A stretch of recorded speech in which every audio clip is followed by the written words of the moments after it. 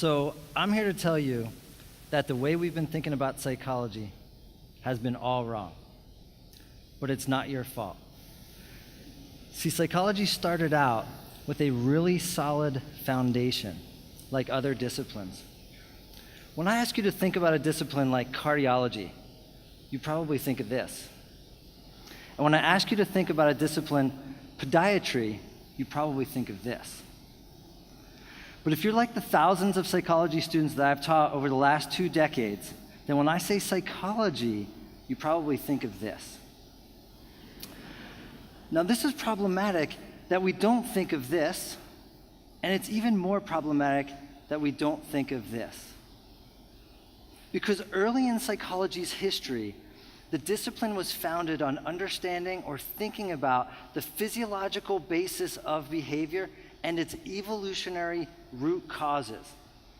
One of the founding fathers of psychology, Wilhelm Wundt, who wrote the first textbook in psychology entitled The Principles of Physiological Psychology, discussed throughout that text the role of instinct and the nervous system on instinct. And even Charles Darwin, in his book, The Origin of Species, discussed the evolution of behavior and psychology being based upon the principles of natural selection and sexual selection. So what went wrong? Well, early in the 20th century, a discipline that is now known as radical behaviorism took the helm of psychology, and it held psychology in a theoretical stranglehold for the better part of 60 to 70 years. Radical behaviorism was founded upon 3 basic principles. The first principle was that all organisms, including humans, were born as blank slates. So this would suggest that, according to radical behaviorists, you're all able to be programmed in the same way that we could program a robot or a computer by your environment and your culture alone, and that no behavior was heritable or inherited from your parents. The second basic principle of radical behaviorism was that any response could be trained by any stimulus. And this would be to suggest that I ought to be able to train you to be afraid of the chair or beanbag that you're sitting in as easily as it would be for me to train you to be afraid of a spider or a snake. But decades of research on phobias has demonstrated that while it's extremely simple to train you all and other animals, like monkeys, to be afraid of a spider, to develop arachnophobia, or to develop ophidiophobia, an irrational fear of snakes, it's so challenging and difficult and uncommon to train an organism to fear a chair that it doesn't bear neither a scientific nor diagnostic name. The third basic principle of radical behaviorism that has led us off course in psychology was that biology was unimportant. Behaviorism was founded on the idea that if we couldn't see it, we shouldn't study it. And we can't see the brain in the early 20th century. So in psychology, it's time for a change. And there's been some developments from the 1950s up to the present that I think are key developments changing the way that we all should start thinking about psychology. And the benefits, I think, are profound, not only for the human condition, but for helping people with mental illness. The first major development happened in the 1950s. And many of you may be able to relate to this phenomenon that I'm going to discuss. You may have gone to a restaurant, had a meal, maybe had a beverage, maybe one too many beverages, that later or subsequently made you ill. And what you learned unconsciously, whether it was associated with the food you ate or some other kind of illness, was that that food should be avoided like the plague. That process is known as conditioned taste aversion, and it was discovered in rodents in 1950 by a researcher known as John Garcia. And what Garcia did was, he was studying the effects of radiation on nausea, and so he paired the nausea with different stimuli. A bright light, a loud sound, or a new food that his rats had never eaten before. And what he was able to demonstrate that is, while in no trials he could train the rat to associate a loud boom of sound or a bright light with the feeling of nausea, in as little as one trial he could train his rats to be afraid of that food and avoid it like the plague for the rest of their lives, and they won't forget that learning process. Now, this is important because it goes against the ideas of radical behaviorism and the standard social way of thinking about things, because it suggests that this is a behavioral characteristic that's inherited. The animal does not have to learn by trial and error. If he keeps eating the red berries, he gets sick and dies. So you have to learn very quickly. The second major development that I think turned the ship in the right direction for psychology was the advent of human brain mapping. And in fact, the discovery of human brain mapping is a phenomenon that is amazing to talk about. So in 1991, 3 independent research groups showed up at a conference in San Francisco on medical imaging, and each talked about this new technology we oftentimes refer to now as functional magnetic resonance imaging, or fMRI. This new technology that allows us to peer into the brain of living, awake human beings. And up until that point, in order to study the brain effects of human behavior, you either had to wait for the patient to die or you had to euthanize the patient. And in my experience, undergraduate students who volunteer for research frown upon the latter. Now, human brain mapping is something that I'm very involved in. And I'll give you 2 examples from my own research program.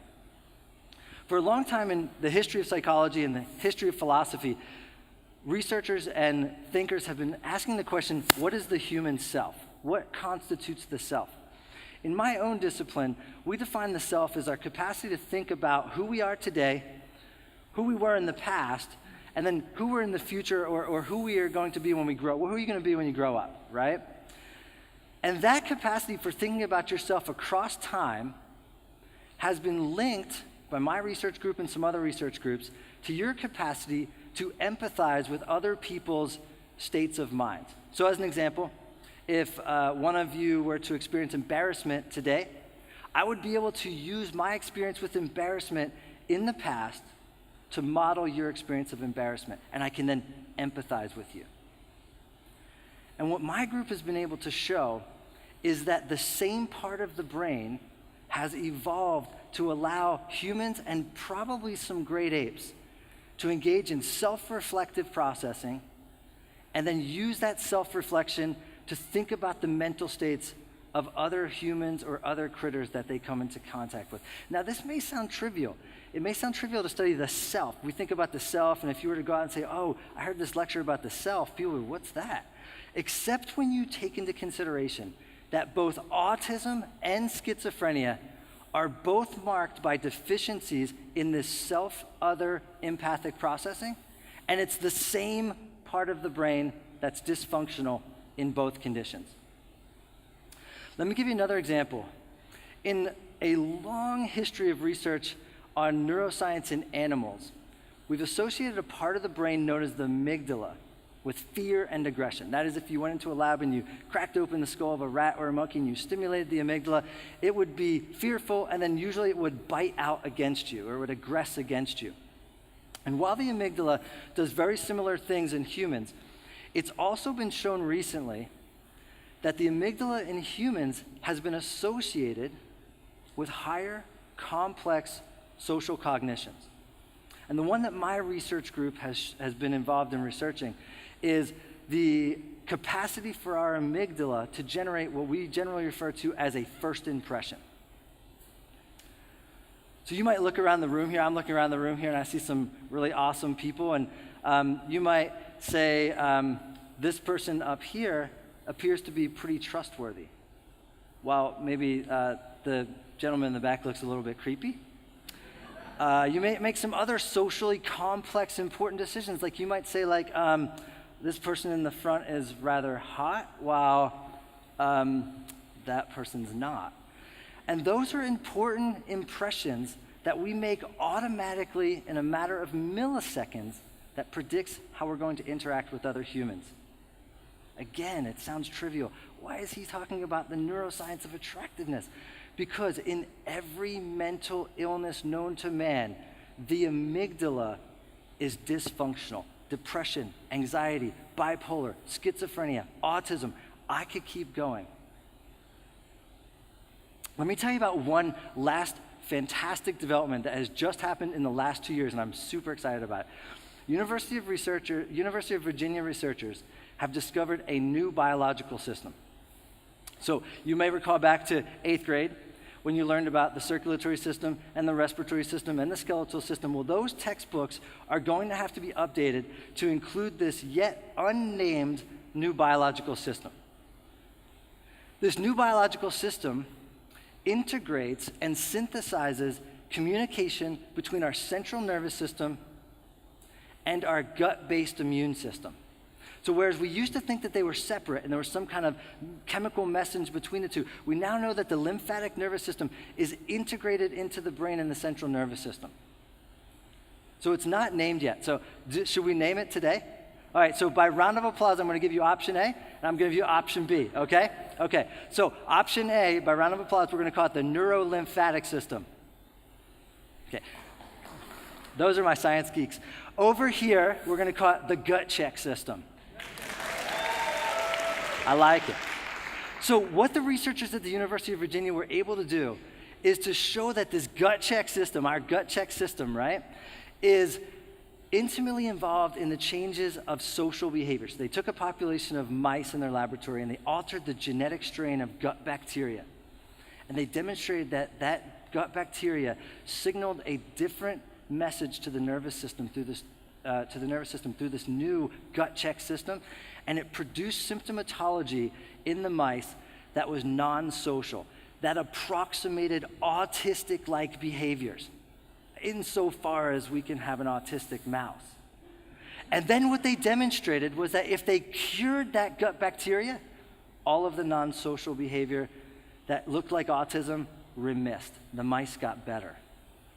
This is a brand new system. It's going to change the course of the way we think about psychology as a biological discipline. It's going to change the way we think about psychology as a treatment or applied discipline. So why do I give you these three examples that I think are changing the way that we see psychology? Well, because if we keep on the path that we're going, on this social science model, that the nervous system and the evolutionary underpinnings of that nervous system are not important, I feel like we're missing the boat. We're missing the target. We're not answering big questions. So I feel like with this new science of the mind, something that I've dubbed evolutionary cognitive neuroscience, I feel like we're poised to open up a new era for better understanding the human condition and for better enhancing human mental wellness. Thank you.